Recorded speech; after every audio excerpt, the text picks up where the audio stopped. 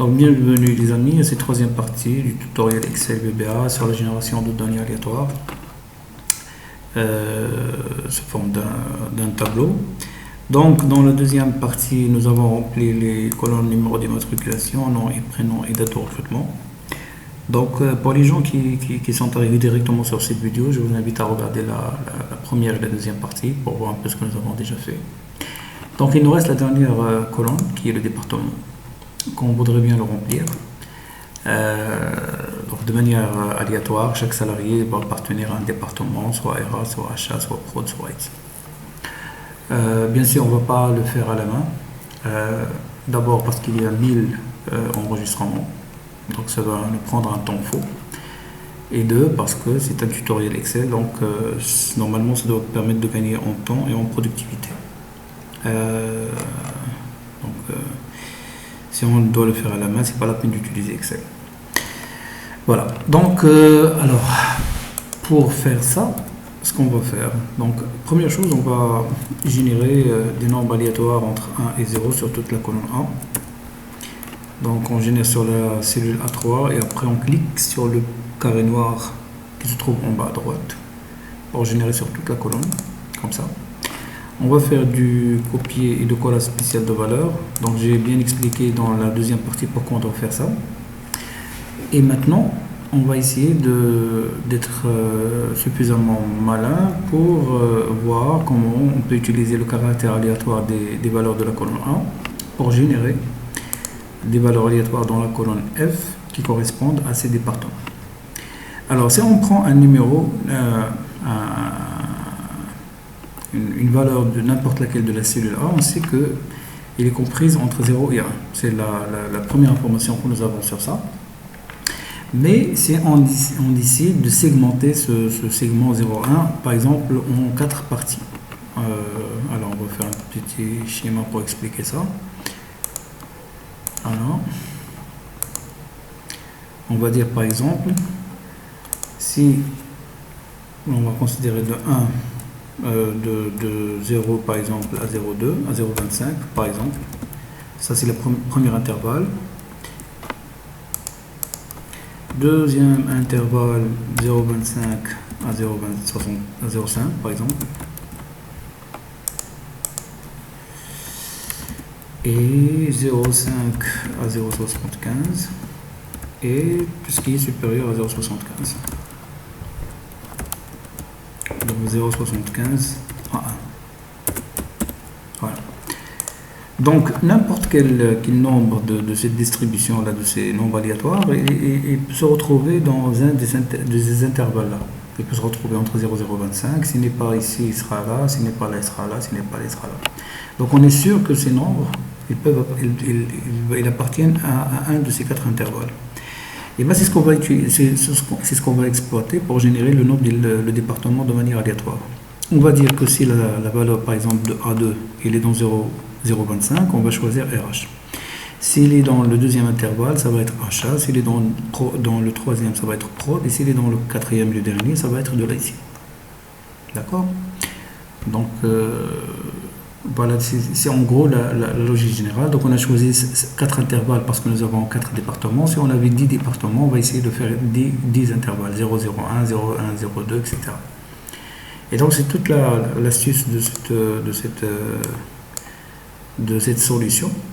D'accord? Donc là, on va utiliser la fonction ci tout simplement pour checker, pour vérifier à chaque fois la valeur de la distribution aléatoire, où est-ce qu'il se trouve.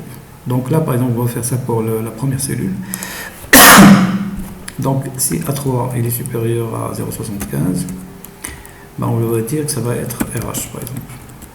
Et sinon, il faut rechecker où est-ce que A3 il est là par rapport à ces intervalles. Donc là, on va faire un deuxième si, mais cette fois on va faire combiner avec E, que nous avons vu dans la première section de cette vidéo. Et parce qu'on va comparer la valeur à 2 bornes. C'est-à-dire est-ce qu'il est par exemple ici ou là ici ou là ici. Donc ici on va vers A3, s'il est supérieur à 0,5 et inférieur ou égal, s'il est supérieur à 0,5 et s'il est inférieur ou égal à 0,75. Mhm. Donc dans ce cas, tu vas m'afficher l'achat. Sinon, donc, s'il n'est pas dans cet intervalle 0,5-0,75, on va faire un deuxième test ici, donc avec un et aussi.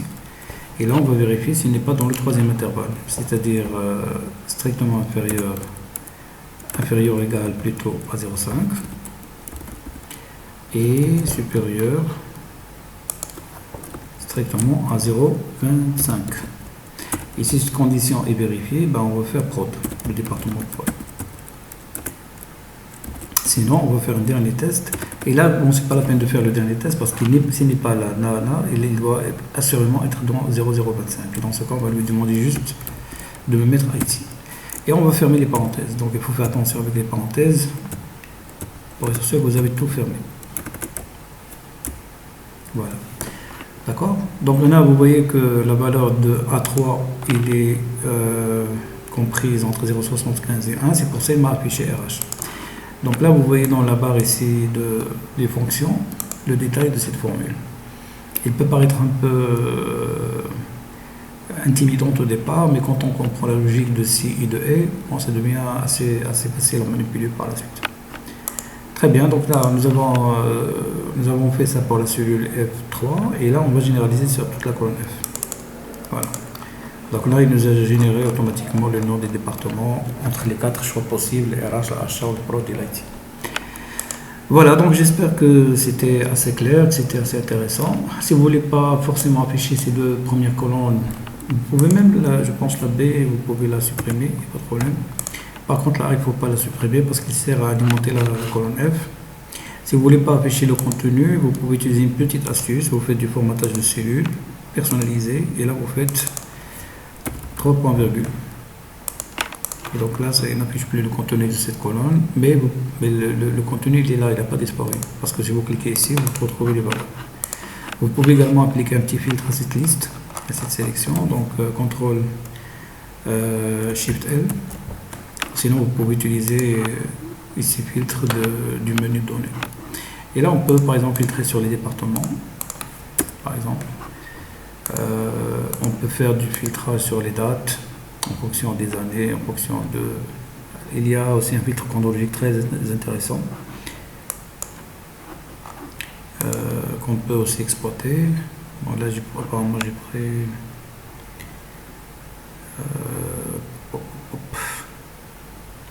Cette année par exemple, voilà, donc les recrutements de cette année, les recrutements des années précédentes, etc.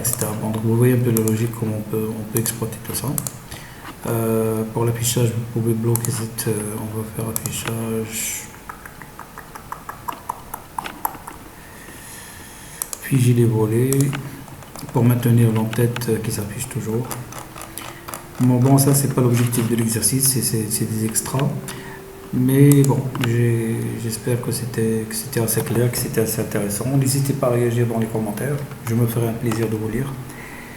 Et ce sera tout pour cet exercice, donc on vient de le clôturer. Et d'ici la prochaine vidéo, portez-vous bien. Ciao.